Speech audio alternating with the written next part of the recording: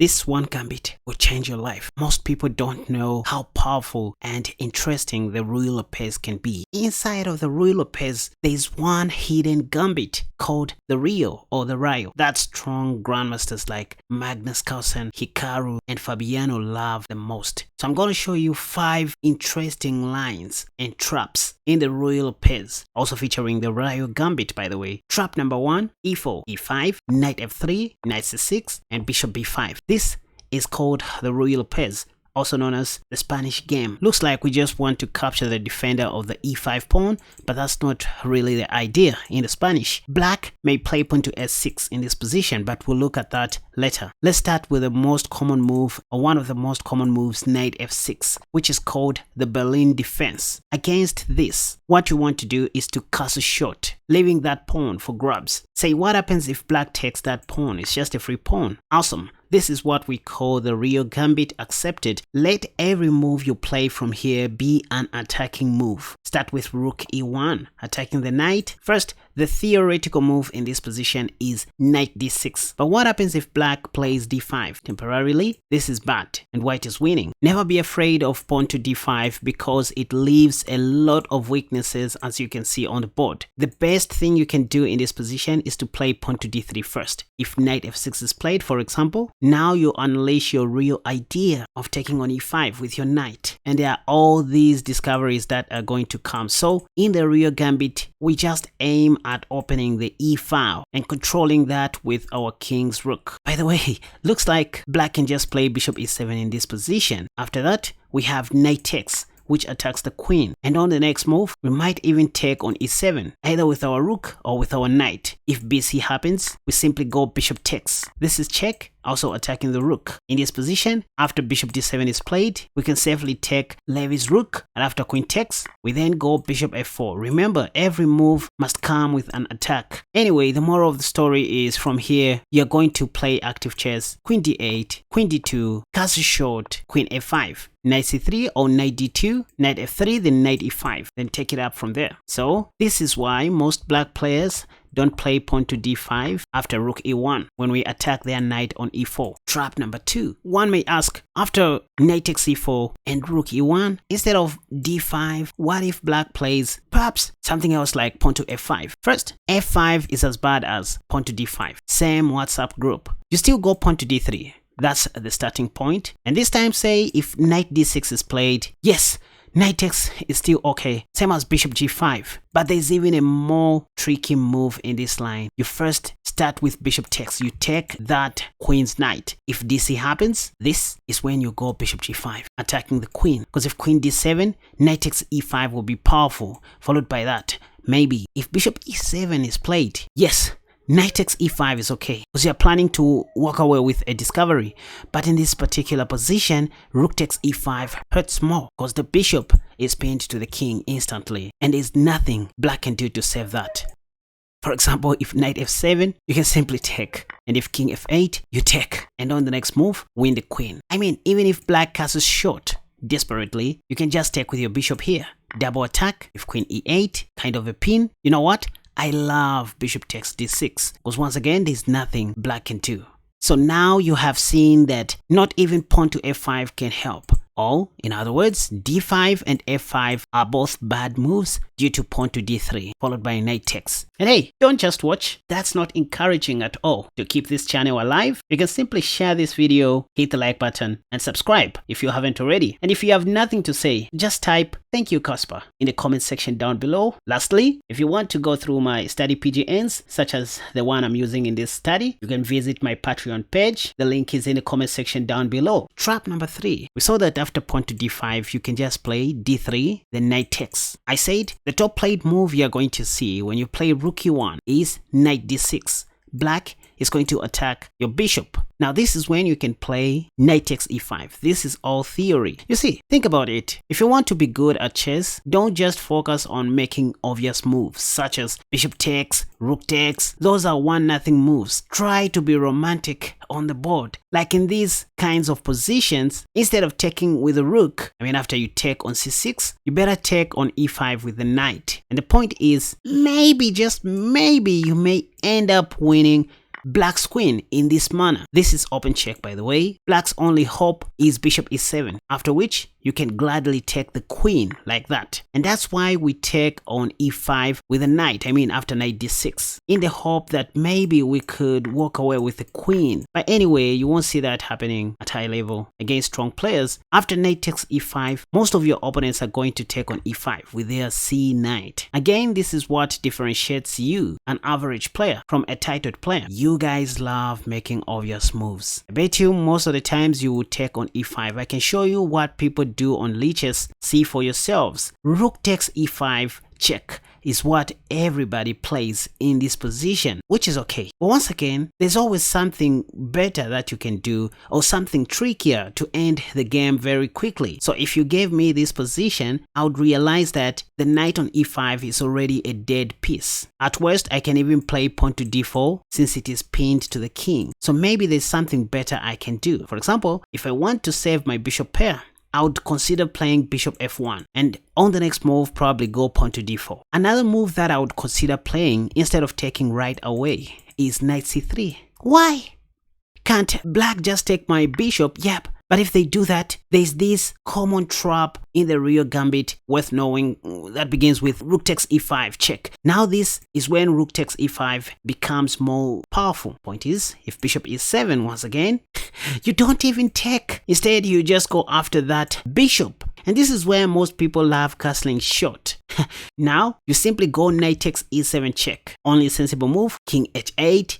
And now guess what? You simply go queen h5. Why? Maybe you may end up checkmating your opponent like this. Look, these are basic traps that made Carlsen and Nakamura. Anyway, trap number 4. What if black just plays knight f6? Knight back to f6. You want to take on e5 with your knight. Question: why are we not bothered to take on c6 very early? Even though that appears to be great, doing so will just help black activate their bishop very quickly, which is why you shouldn't be in a hurry to take the c6 knight. Knight takes e5 is okay. After all, if knight takes, once again, rook takes is fine, but give this to a master or an expert like me. I'll see that once again the knight is already a dead piece, so there's no need for me to rush. You know, strong players love making candidate moves or intermediate moves. These are just more like in-between moves to spice up things or to prepare the next attack in advance. So I know the knight on e5 is pinned to the king,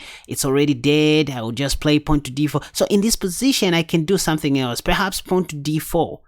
Adding more salt to the wound, not being obvious, right? If c6 happens, I can even take on e5, knowing that pawn takes will be met by ef, and all of a sudden, black is dead.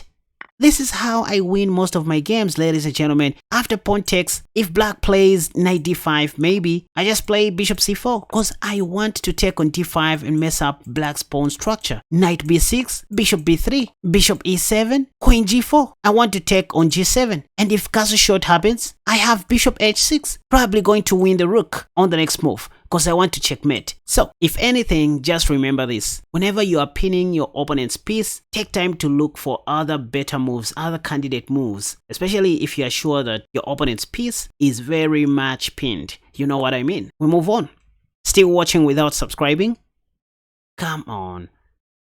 The more you subscribe, the more you encourage me to do more and review more stuff. Anyway, and trap number 5. Now before I move on to the a6 line, which introduces the Morphe, let's wrap it up with the drawish line in the Berlin defense after knight f6 and castle short. There's this one annoying line in the Berlin defense which was almost petitioned to be banned. But it was believed that most grandmasters love doing this, especially if they just don't want to play chess or if they want to make a quick draw. This is what most grandmasters do. After e5, knight f3, knight c6, bishop b5, knight f6, castle short, and knight takes. Instead of playing rook e1 immediately, most grandmasters love starting with pawn to d4. Still the Rio Gambit accepted, by the way. Berlin defense. See what is happening in the Masters database. The top played move is knight d6 from here, attacking the light squad bishop. After all, rook e1 was coming anyway. That's why black plays knight d6. And I guess the move that most grandmasters play in this position,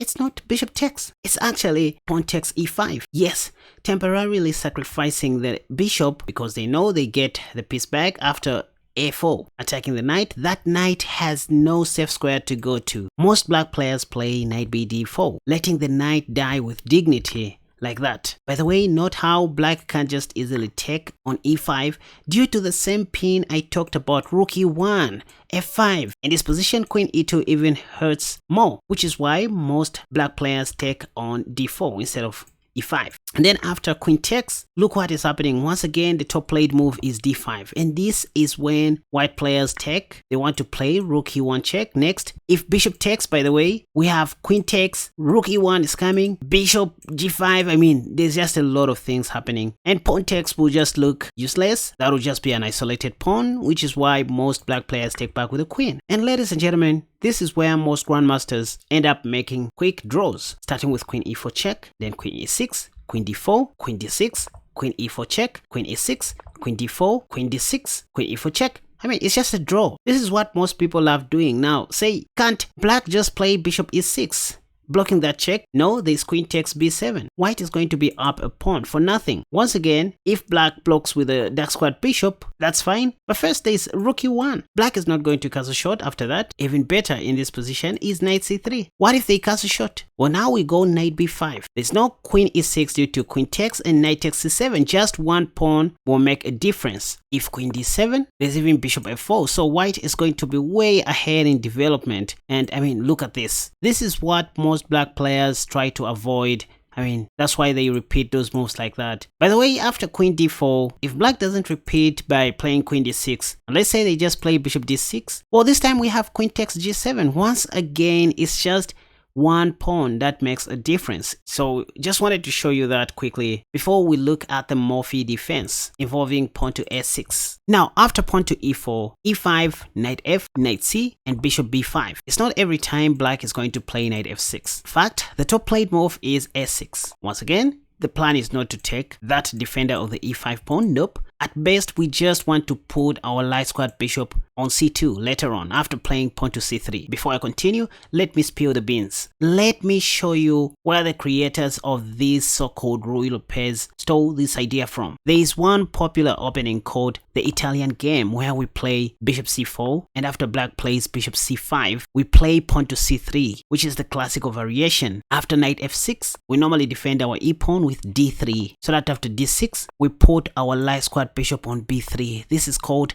the Giuoco Pianissimo. I have a full course on this opening which you can find on my Patreon page. The link is in the description down below. And the whole idea of playing bishop b3 is to avoid this knight a5 attack, because now we can simply play bishop c2, hiding our bishop, also posing a threat to go pawn to b4. If black doesn't play knight a5, and let's say they just castle short or something like that, our main plan is to play queen e2, knight d2, knight f1, knight g3, h3, bishop c2, and considering planting one of our knights on f5 in the near future, of course depending on what black is doing. So you can see this Giuoco Pianissimo idea of putting the light squared bishop on c2. This is the same thing that we see even in the normal Ruy Lopez when, you know, black responds with pawn to s6 on move number 3. We still want to hide our light squared bishop on c2. In this position of the Ruy Lopez, the top played move is knight f6, because black wants to play bishop e7 next and castle short. That's the main theory.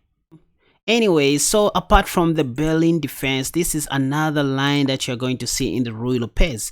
a6, just go bishop a4, because in the near future your plan is to go c3, bishop c2, d3, and play in the style of the Giuoco Pianissimo, like that. Kind of slow chess, but it works. Most of your games will be going as follows: knight f6, play d3. Point is, if pawn to b5 is played, you always and always have bishop b3. Black doesn't have time to play knight a5, even if they want to win your bishop, because their pawn on e5 is hanging. So you're just going to be up a pawn for nothing, which is why they first of all play d6, after which you can go c3 and hide your bishop, as I showed you. Then queen e2, knight d2, knight f1, that and that. Think of putting one of your knights on f5 and start attacking. Instead of pawn to b5 right away, you will see d6. Sometimes they will play bishop c5 before playing d6. Once again, you want to go pawn to c3, period, so that if b5 happens, you have a place where to hide your bishop.